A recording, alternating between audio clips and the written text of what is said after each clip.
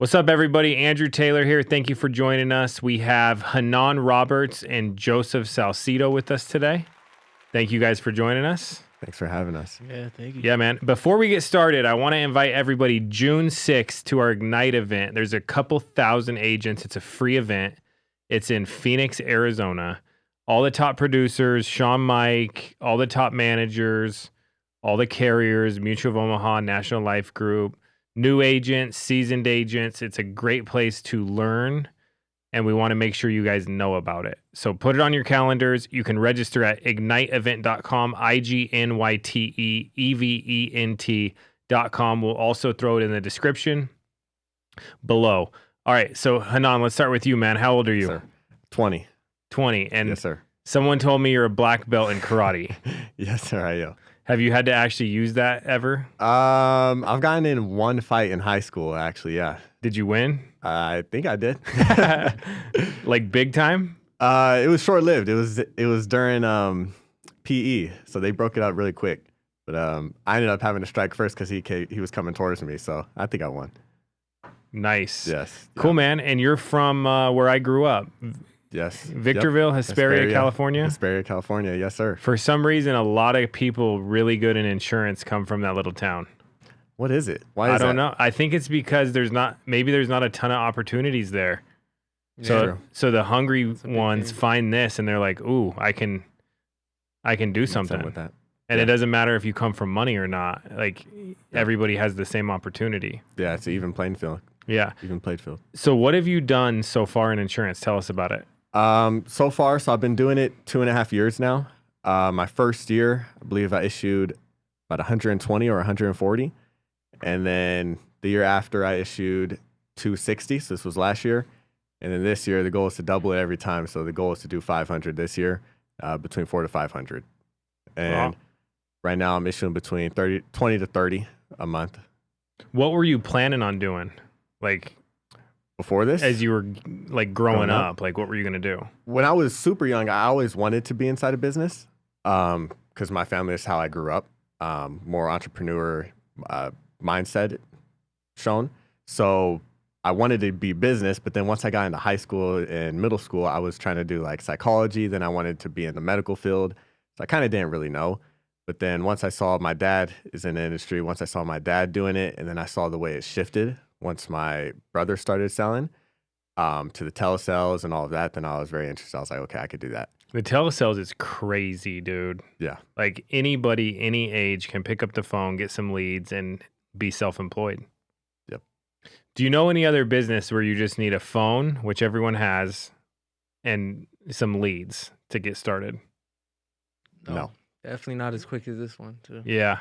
Okay, Joseph, what about you, dude? What's your background and how old are you? 21. I would like to call myself a self-made person. I've really been on my own since I was 16. I grew up a foster kid. I was kicked out of my foster home at 16. From there, I was just on my own, trying to figure out what to do, how to make things work.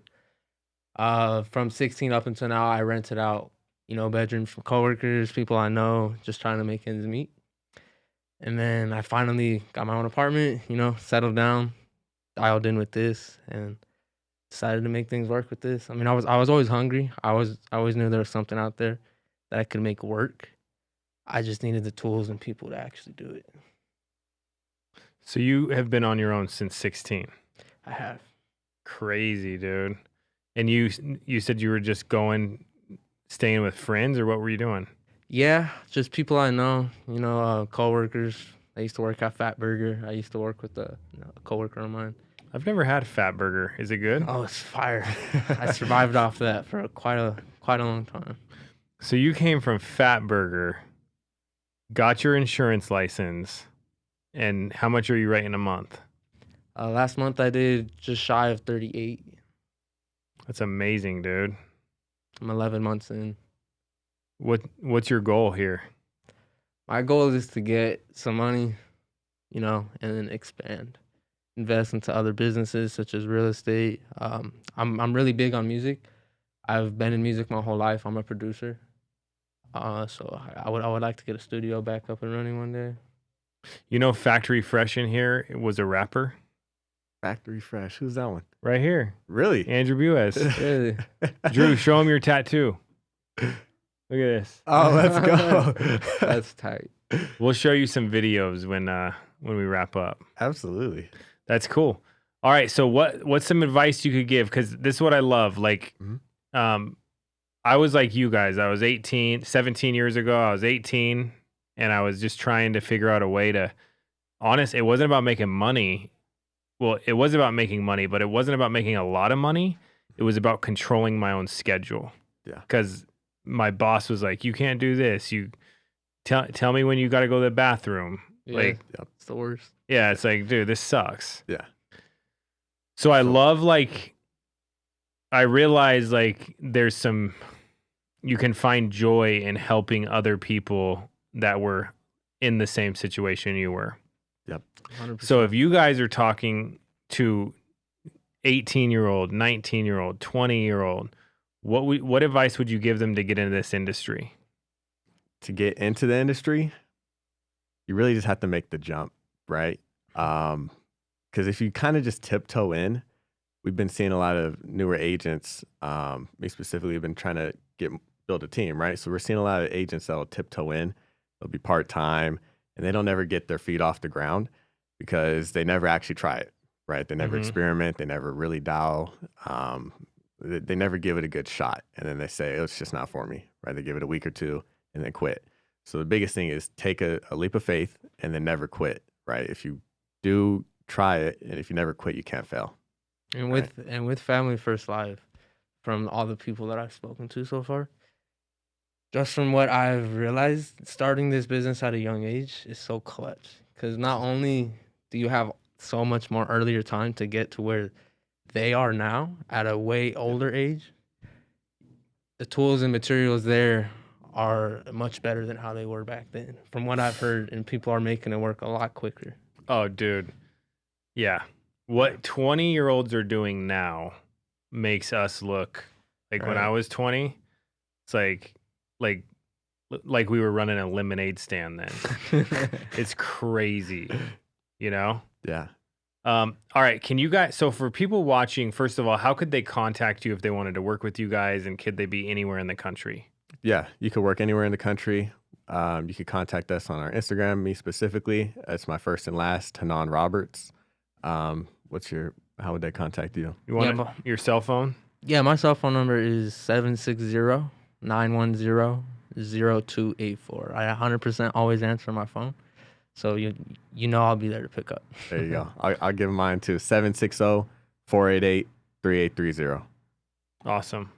You guys got girlfriends, kids, pets? Yeah, I have my girlfriend. I've been with her since we were 14. She's also a foster kid, and she was also kicked out. So we kind of went through it all together. That's amazing. And now we have our son. He's 17 months old. What's his name? Jason. How do you like being a dad? I love it. It's amazing, and especially because it's a boy. I spent my whole life around girls. I was like, please be a boy. And it was a boy, and I was like, this is amazing. And it definitely motivates me a lot more, especially because I don't want to have him experience or go through anything that I went through growing up as a child. That's awesome, dude. 100%. What about you? Me right now, I just have a girlfriend. No intention on kids, not yet. Maybe early 30s or late 20s. No kids, not no time soon. I want to really push myself and take as many risks without having someone super dependent on me. So, Yeah, that's cool. right. So is your other brother older or younger? My brother's older brother James. And how much does he do? He writes anywhere from 10 to 15. I think this month he'll probably be at 20. He recently made the switch to telesales. He's been in-home. He was doing in-home. He's been doing in-home since like 2020, I think. Yeah. So he recently made the switch, and he's been in office, and I think he'll be doing 20. Nice. Okay, so run through, if you guys can each run through some sales tips on the phone, like what kind of leads do you work when you get them? What do you say to them? You want to start, or you want me to start? You can start. You want me to start? Yeah, go ahead. Okay. Over here. Sales tips. So I think a super big thing that a lot of agents lack when they first come in is being calm on the phone, right? On the phone, all they have to go off of is your voice. And if you start to raise your voice or go too low when they give you an objection, they'll hear that, right? So it's good to stay calm and follow the script and not get too emotional over the phone. They'll hear the emotion and then they'll be like, okay, well, he's just trying to sell me something. And then from there, leads we're running, I do a mix of everything. I'm running veteran leads, general life. I'm trying mortgage. I'm trying IUL, trying a little bit of everything, trying to see what works so that when I do have people that come in, I could be able to see, okay, if you like this, this is how I did it, right? I want to be able to be a well-rounded agent. So try everything and figure out which one works for you. But a new agent starting on, always recommend final expense because it's so much easier to sell. It's easy. You die, family gets this check to take care of the burial. Legit. What about you? What I would say is be present in the conversation. Actually understand what the client is looking for, how you can do to help them, and what you can say to educate them and understand what's out there for them to take care of what needs to be taken care of. Actually show that you care about them, and you're here to help them out. You're not here to waste any time with anybody. Just gotta ask you a few questions and see what I can do to help. It's really not much to it. What kind of leads you work? I really just buy final expense. That's it. I get some aged vet leads, aged IUL leads here and there, but so just age leads. oh no, I buy the premium one. The new leads.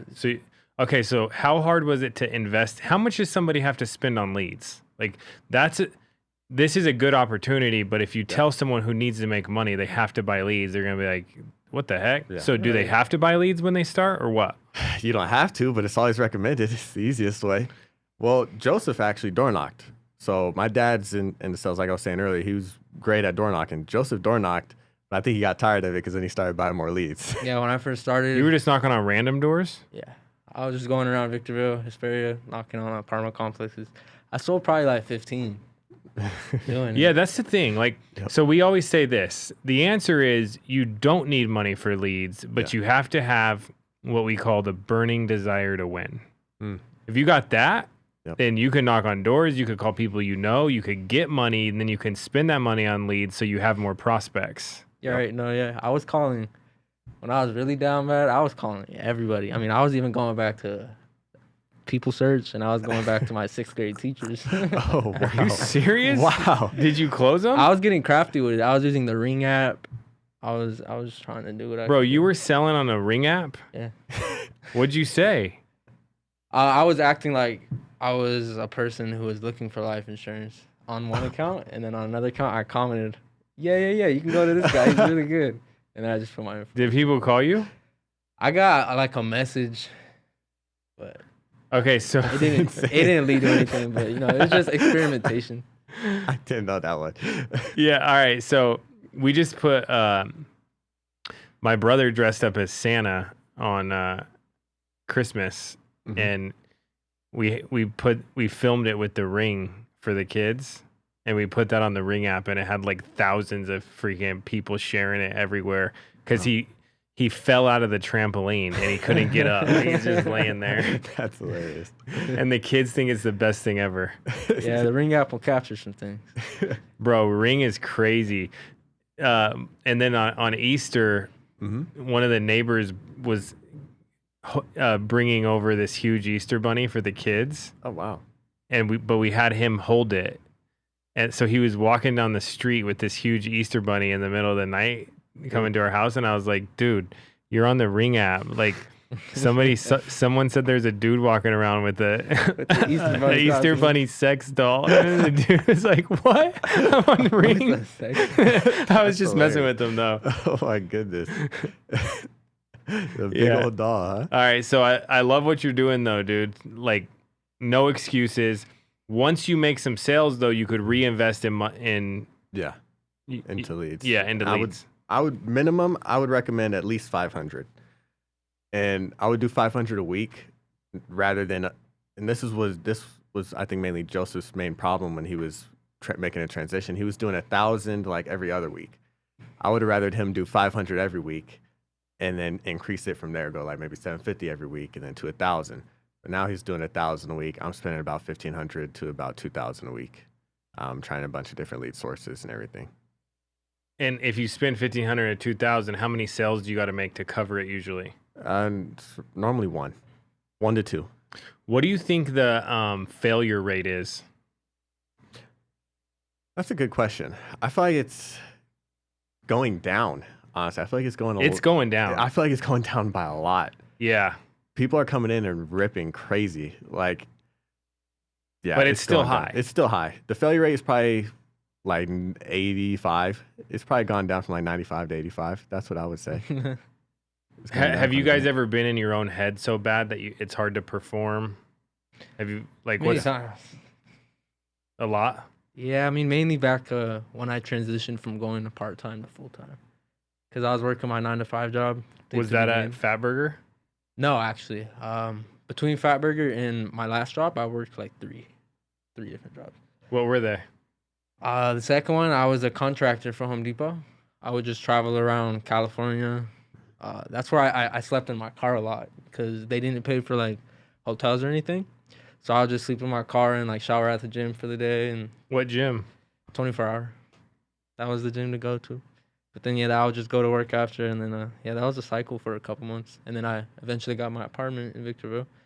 Found this job like 10 minutes down the street. It's building cases for like museums and bands and concerts and stuff, like the road cases, the whole instruments. And then I was just on Instagram one day getting ready for work. It's like, man, I gotta find something, dude. I don't want to be doing this. And then I seen a story. What'd your story say? I had just bought a car. I bought my Mercedes and I posted it. And he swiped up, and I thought he was dissing insurance. He was like, "How did you buy a Benz with borrowed insurance money?" And I told him I was like, I didn't know how it worked. and I told him I said, "Don't worry Why'd you about say it." that though? That's a weird thing to say. Right? I didn't know anything about it. I just saw that it was life insurance and he got a car. I was just like, that was just my guess. Borrowed life insurance money. That was your guess, huh? Yeah. I said, "Don't worry Dude. about it." Then I think I followed up with him. I was like, "I Yeah. could show you." And then he showed me what's up, and then I got it done in like 2 to 3 weeks. And then, I was just doing it part-time from there. Yeah. Probably was getting around 4 hours a day to dial for like 5 months. And then I was like, okay, cool. I got enough money in my bank. I think I'm going to take the step. What kind of Benz did you buy? C300, 2024 C300. Format. You like it? I love it. I love it. Absolutely love it. You get a lot. Oh, you got a girlfriend. I was gonna say you get a lot of girls in it. Yeah, I but- got a girlfriend. Yeah. Okay, so I got a question for you.